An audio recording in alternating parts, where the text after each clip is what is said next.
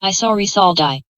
In 1949, 53 years after Rizal was executed, a 72-year-old man called Hilarion Martinez told a strange story to Sunday Times magazine writer Alberto Bruno Mendoza. Martinez claimed that he was a member of the Leales Voluntarios de Manila, Loyal Volunteers of Manila, assigned to the Drum Corps.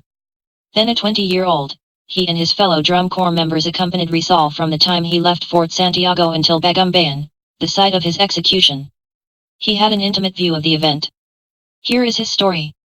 It was 6 o'clock in the morning of December 30, 1896, when we woke up at our quarters at the corner of Sta Potenciana and Magallanes Streets, in Intramuros, to attend the execution of José Rizal, about which we had been briefed the day before. We were in the Leales Voluntarios de Manila, a semi-military organization under the command of Captain Manuel Lino. Our immediate officer was a youthful Spanish lieutenant named Juan Pereira. I was 20 years old then, and a member of the Drum Corps.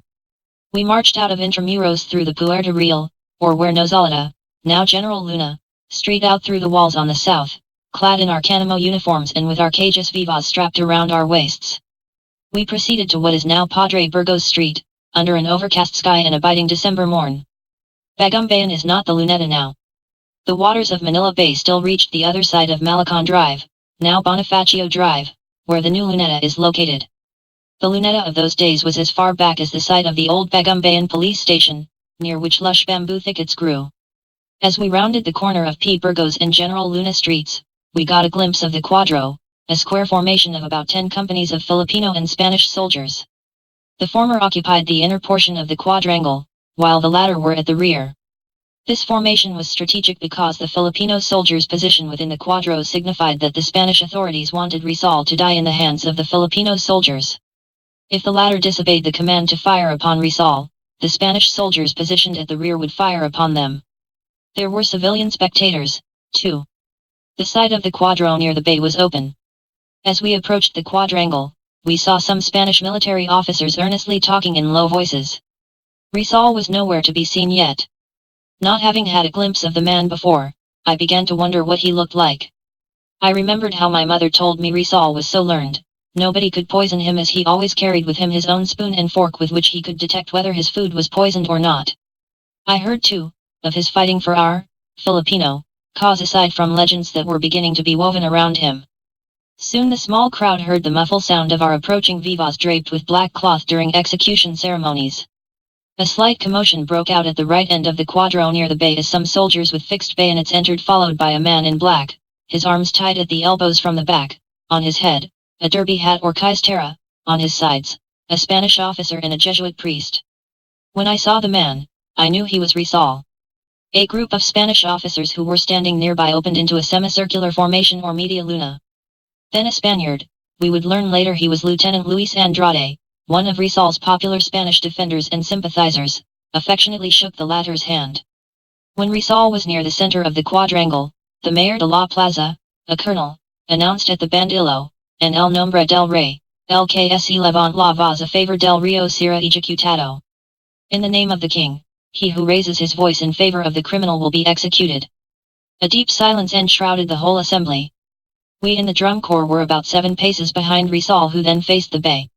Our commanding officer approached us and told us should Rizal attempt to speak aloud, we should beat our drums hard to drown out his voice. I looked at Rizal. He was of regular build, unshaven, quite pale, perhaps as a result of his confinement, but he was visibly composed and serene. A Jesuit approached him, said a prayer and blessed him. Then a colonel approached him too, as our commanding officer ordered us to move 2 paces backwards, and the firing squad of 6 Filipinos came forward and took our former position behind Rizal. With visible effort, Rizal raised his right hand, which was tied, and took off his caistera or derby hat. My heart beat fast, as in all other executions I had witnessed before. I felt tense and nervous. Amidst the silence, Rizal moved his head very slowly up and down, his lips moving as if in prayer. Then the commanding officer, by means of his saber, signaled the firing squad to aim. Then the saber dropped and there was a simultaneous crack of rifle fire that shattered the stillness of the morning. José Rizal wheeled in one last effort and toppled forward with a thud, his face towards the sky and his derby hat thrown ahead.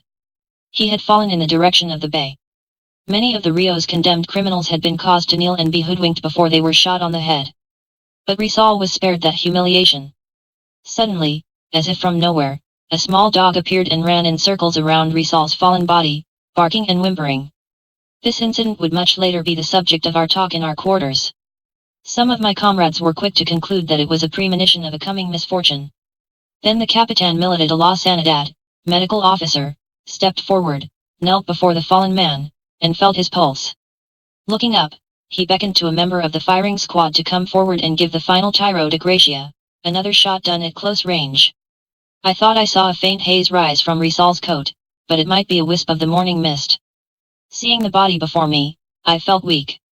The officers began to show animation again. They fell in formation and marched to the tune of the Spanish national air, the Paso Doble Marca de Cádiz. As was customary in past executions, we filed past the body to view it for the last time. When we were commanded eyes left, I did not shut my eyes as I did at the sight of the several Rios whose heads were blown off by rifle fire. I wanted to see the face of the man for one last time. Rizal lay dead on the dewy grass. The day had started and I realized that I was gazing on the face of the great Malayan, that I was witnessing history in the making. Source: Alberto Mendoza. I saw Rizal die. Sunday Times Magazine, December 29, 1949, pages 10-11.